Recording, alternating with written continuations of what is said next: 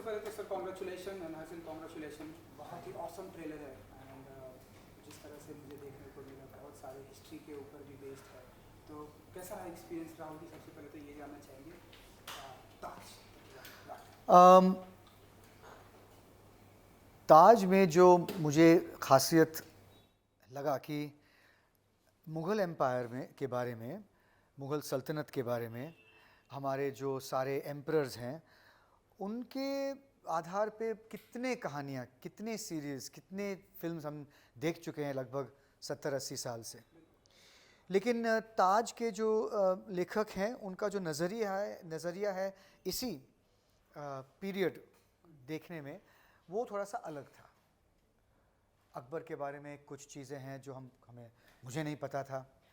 मेरा जो किरदार है मिर्ज़ा हाकिम, कभी मैंने स्कूल में नहीं पढ़ा कि कोई एक ऐसा बंदा था मिर्ज़ा हाकिम जो अकबर का सौतेला भाई था, किसी को पता नहीं है। जो अभी तक जितने मिथोलॉजिकल या सीरीज़ या फिल्म्स बने हैं उसमें मिर्ज़ा हाकिम है ही नहीं। तो जब मुझे कहा गया कि they want you to play Mirza Hakim, मैंने कहा नहीं, कौन है वो he'll be somebody very irrelevant। फिर जब मैंने पढ़ा उनका जो वर्जन है उसमें मिर्ज़ा हाकिम की अहमियत क्या है, how is he important to the story, फिर मुझे लगा कि ये जो पूरा सीरीज़ है उन्होंने लिखा है एक अलग पर्सपेक्टिव से। So that was very interesting. साथ में मुझे सुनने को मिला कि Naseer is going to play Akbar and there's going to be Sandhya Mridul and Aditi, and I said, okay, this sounds like a solid cast. So then of course I read the script and I read the episodes. उसके बाद मैंने फैसला किया। तो तजुर्बा जो था वहाँ से शुरू हुआ and you know character is very interesting। Mirza हाकिम का कैरेक्टर बहुत ही इंटरेस्टिंग है। आई एम श्योर हम बाद में बात करेंगे, लेकिन या this was how it started, इसलिए मेरा हाँ वहाँ से शुरू हुआ था। राहुल जी, कितना चैलेंजिंग होता है आपके लिए जब जैसा कि आपने बताया कि मिर्ज़ा हाकिम के बारे में आपको भी, आपने कभी पढ़ा नहीं, आपको भी पता नहीं था, लेकिन जब इनके बारे में नॉलेज हुआ एंड कितना वर्कशॉप करना पड़ा आपको एंड कितना डिफिकल्ट था, कितना इजी था राहुल जी को मिर्ज़ा हाकिम में हूबहू अपने आप को प्रेजेंट करना?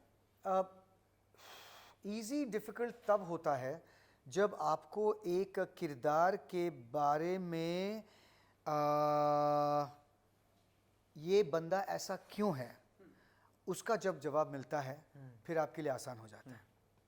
फिर जब आपको यकीन होता है कि हाँ यकीनन अगर मैं होता तो मैं भी ऐसा होता, जब आपको ये जवाब मिलता है सारी चीज़ें देखने के बाद, देन इट बिकम्स ईजी।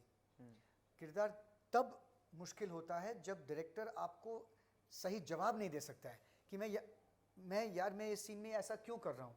जब उसका जवाब नहीं मिलता है तो एक्टर बिल्कुल हिल जाता है कि मैं क्या करूँ यहाँ पे। तो किरदार के बारे में भी, वाई इज़ मिर्ज़ा हाकिम insecure, jealous, aggressive?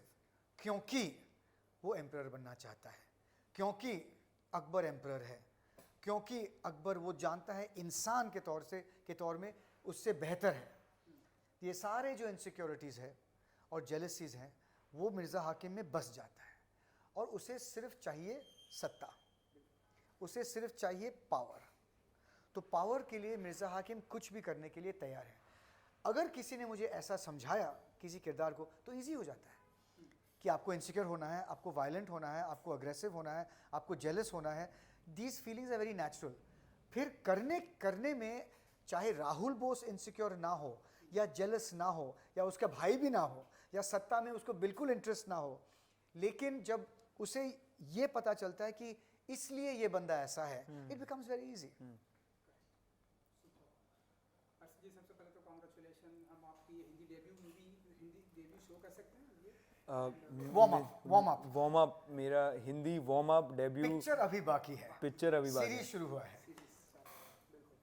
So and मैंने देखा कि पहली ही पिक्चर अभी, जैसा कि सर ने बोला कि बाकी है, इतने सारे लेजेंड हैं, राहुल जी हैं, लेजेंड, अदिति राव हैं, तो और भी कई सारे लोग हैं। तो जब आपको बताया गया कि इतने सारे लोगों के साथ में काम करना है, what's your first reaction? Sir पहले तो मेरी फट गई थी, मेरी तो फट के हाथ में आ गई थी। Sorry for the crude language, but this is the honest truth. क्योंकि जब मुझे पहली बार ताज ऑफ़र हुआ तब मैंने ज़्यादा सवाल जवाब नहीं किया। मुझे सिर्फ कहा गया कि आपको राहुल बोस का बेटा बनना है, आपको नसीरुद्दीन शाह का भांजा बनना है, और ये बाकी जो सारे दिग्गज है, ये लोग हैं आपकी स्टार कास्ट में आपके साथ। तो मैंने सोचा कि हाँ, मैं तैयार हूँ, मैं कर लूँगा। पर जब मैं सेट पे गया तो मुझे लगा कि मैं क्या कर रहा हूँ यहाँ पे। तो मैं थोड़ा डर गया था, मैं थोड़ा सहमा हुआ था पहले 2 दिन सेट पे। पर चाहे वो राहुल सर हो या नसीर सर हो, उन्होंने मेरे तरफ इतनी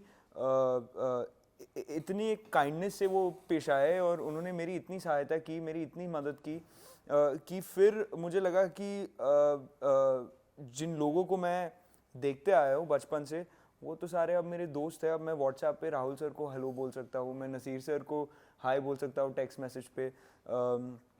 तो वो लेवल ऑफ कंफर्ट हो गया था। और जब वो लेवल ऑफ कंफर्ट एक सीनियर एक्टर और एक न्यू कमर के लिए हो जाता है, स्पेशली मैंने कभी इंडिया में काम नहीं किया, मेरी जो एक्टिंग की ट्रेनिंग है सारी न्यूयॉर्क से है, मैंने पढ़ाई वहाँ से की है, हालांकि मैं यहाँ पे पला बड़ा हूँ, पर कल्चरली ये रोल भी काफ़ी डिफरेंट था मेरे से। मैं साउथ बॉम्बे का रहने वाला एक लड़का हूँ। तो इन सारे चीज़ों के बीच में जब राहुल सर थे, नसीर सर थे, इन सारे लेजेंड्स जैसे आपने कहा, उनके साथ जब काम करने का मौका मिलता है तो आप थोड़े डर जाते हो। पर जब वो इतने अच्छे से और इतने काइंडनेस से और इतने अपने दिल को एकदम मतलब खोल कर और इतने अच्छे से आपके साथ काम करते, आपकी मदद करते, तो I think it's just too easy then. मैं ये कहूँगा, कभी जब मैं 25 साल का था, जब मैंने इंग्लिश ऑगस्ट की, कभी ऐसा नहीं लगा कि किसी एक्टर ने किसी एक्टर को सताया है। कभी किसी ने मुझे सताया नहीं, ना ही अपने को बड़ा समझ के मुझे बुली किया या मेरा मजाक उड़ाया, ऐसा कभी हुआ नहीं। एक्टर दूसरे एक्टर को नहीं, ऐसा नहीं करते हैं, क्योंकि वो सब जानते हैं कि एक दिन मैं इस रास्ते से गुजरा था और कल को पता नहीं मेरा क्या होगा। तो actors treat other actors with a lot of love. अगर उस एक्टर में नेकी है, वो नेक है, वो एक्टर बनना चाहता है, एक्टर वो सिर्फ तलवार नहीं चलाना चाहता है, वो हर 2 सेकंड पे ये नहीं देख रहा है कि उसका प्रोफाइल कैसा दिख रहा है, वो मतलब डूब गया है अपने रोल में। ज़रूर अपने आप देखो, मिरर में अपने आप को देखो, आपका हेयर होना चाहिए, ठीक, मैं ये मानता हूँ, लेकिन ऑब्सेसिवली नहीं। To discover the truth of a moment, अब यहाँ पे बैठे हैं, इस मोमेंट का ट्रूथ क्या है? इस मोमेंट का ट्रूथ है कि आप हमसे सवाल पूछ रहे हैं, हम आपका जवाब दे रहे हैं। अगर हम इसमें नहीं हैं तो फिर क्या फ़ायदा? अगर हम यहाँ वहाँ देख रहे हैं तो फिर क्या फ़ायदा? कोई नहीं देखेगा आपका। तो वो जो ट्रूथ है, हर्षिल मेरे पास आता था कि आज सर ये सीन है, मैं सोच रहा हूँ क्यों ना मैं ऐसा करूँ, क्या ये ज़्यादा होगा? तो मैं कहता था नहीं, ये बिल्कुल सही लग रहा है। और उसके बाद मैंने सोचा कि मैं ऐसा करूँ, ऐसे ये थोड़ा ज़्यादा होगा मुझे लग रहा है। तो हम डिस्कस करते थे। अब जब एक बंदा आता है अपने कमरे में ये पूछने के लिए कि how can we discover the truth of the scene, ना कौन कहेगा? और प्यार के बिना और क्या रास्ता है उस वक्त? क्योंकि it is a beautiful moment. 2 actors are discussing. Director is busy with 20 other actors and 2 actors are discussing how to make this moment better. तो इसमें तो वो है। और हर्षिल के बारे में अगर मैं बात करूँ तो he's tall, he's good looking. I mean, he should be a leading man. Leading man में अब चाहे वो मिशन इम्पॉसिबल करे या चाहे वो इंग्लिश ऑगस्ट या जापानीज वाइफ करे, वो चॉइसेस उसके हैं। लेकिन to be a leading man, you can be tall and good looking, उसमें टैलेंट है, हुनर है, but you also have to be passionate about acting, passionate about that moment. That is the most important thing and this boy has it definitely. इसलिए मैं कहता हूँ कि ये वार्म अप है। Harshil's real career will start properly after this, and that you should watch out for, because It's too kind, sir. no, it's the truth. नियत सही है, चाह सही है, you know, जो भी preparation के लिए एक बनना है वो सब है उसमें. So now he just has to work hard, that's all. जब ऐसे लाइव कमेंट्स, लाइव तारीफ होती है आपकी, लाइक सर मैं गुड, क्या बोलूं? गुड, टॉल एंड चाहे जिस तरह की भी फिल्में करें, टैलेंट है, तो कैसे आप, what's your reaction? You just have to Sir, work hard. I don't have a reaction, sir. आप मेरी शक्ल देखो, sir. मेरे I can't react because he's been so kind to me, and in fact मैं हमेशा उनको ये कहता हूँ कि he's like a mentor to me off the set as well.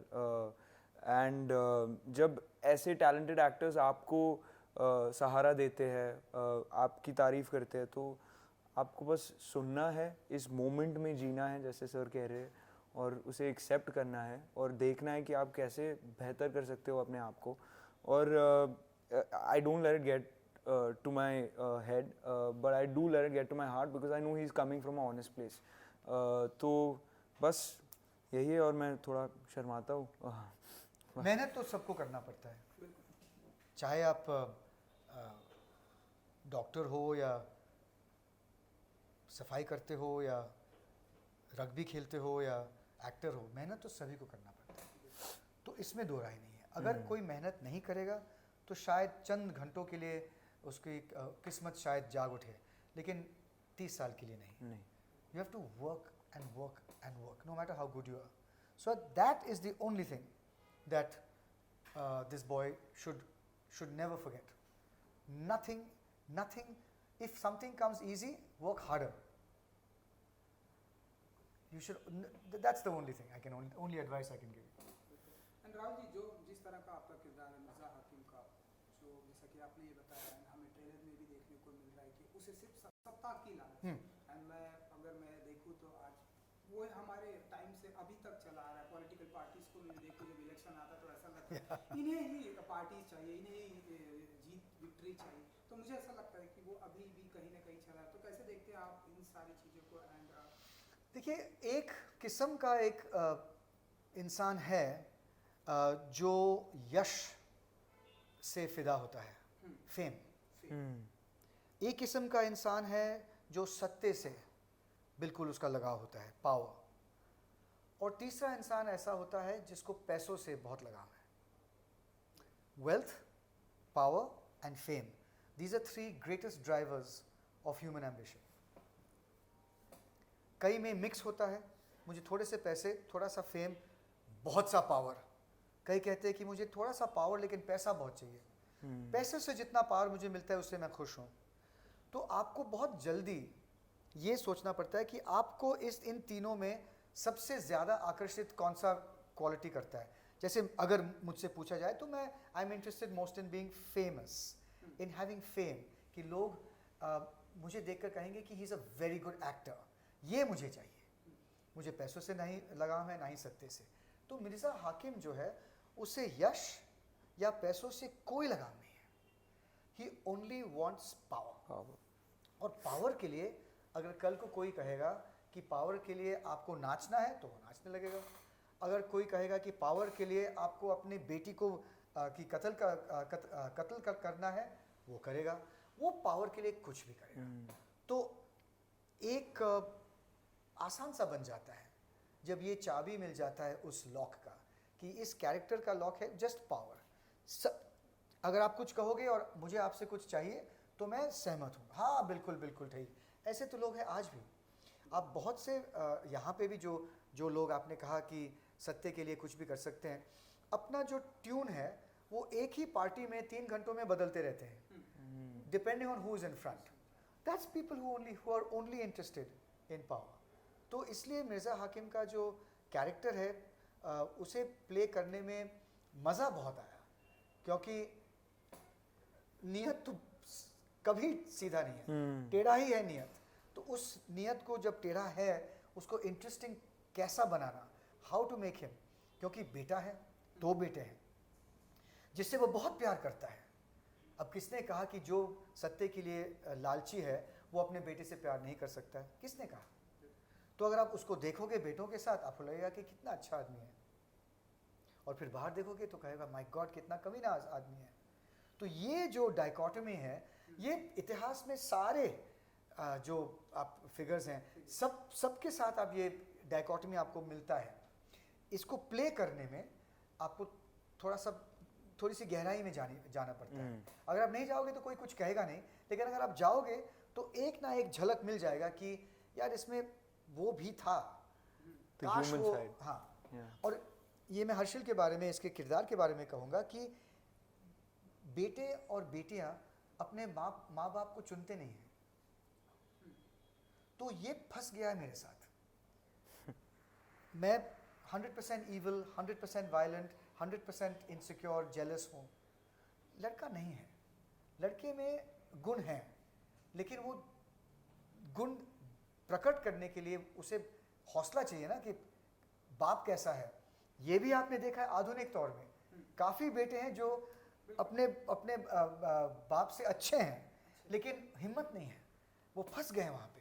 तो ये फंसा हुआ है, और इन हर्षिल को कास्ट करने में उन्होंने बहुत सही किया, क्योंकि हर्षिल का जो फेस है और जो दिल है वो साफ है। इस इंटरव्यू में भी आपको पता लगेगा कि ये लड़का अच्छा लड़का है, इसकी नीयत अच्छी है, इज अ नाइस बॉय। अब nice boy with a bad father is very interesting. ये बहुत इंटरेस्टिंग होने वाला है। आई थिंक आपके डैडी बने हैं तो कुछ बताना चाहेंगे आप कि किस तरह के डैडी? सर, दुनिया में किसी को इनके जैसा डैडी ऑन स्क्रीन तो ना मिले और ऑफ स्क्रीन भी ना मिले। I want to just go out and say that he would make a terrific off-screen father, but sir, you're the worst on-screen father. At least in the recent past, अगर आपने sir की show देखी हो, Eternally Confused and Eager for Love, उसमें उन्होंने मेरे दोस्त विहान के साथ काम किया है, जहाँ वो उनके फादर बने हैं, और अब वो मेरे फादर बने हैं, और दोनों शोज में इतने खराब फादर बने वो कि मैं क्या कहूँ। But yeah, so very fortunate to have you as a off-screen daddy, but not as an on-screen daddy. No, it was a pleasure. It was a real pleasure. We should work again. Lastly Rahul ji, एक आखिरी सवाल ये है कि जिस तरह से ये हिस्ट्री पर ये शो है, हिस्ट्री पर ये सीरीज है, एंड अब हम देख रहे हैं कि क्योंकि आप हैं सारे मुद्दों पर बातें करते हैं, बहुत ही आसानी से बातें करते हैं, इसलिए मैं आपसे जानना चाहूँगा कि प्रेजेंट टाइम हम ऐसा देख रहे हैं कि हिस्टोरिकल जो नेम है वो चेंज किए जा रहे हैं। आपने इलाहाबाद को देखा होगा, प्रयागराज, लखनऊ का भी नाम।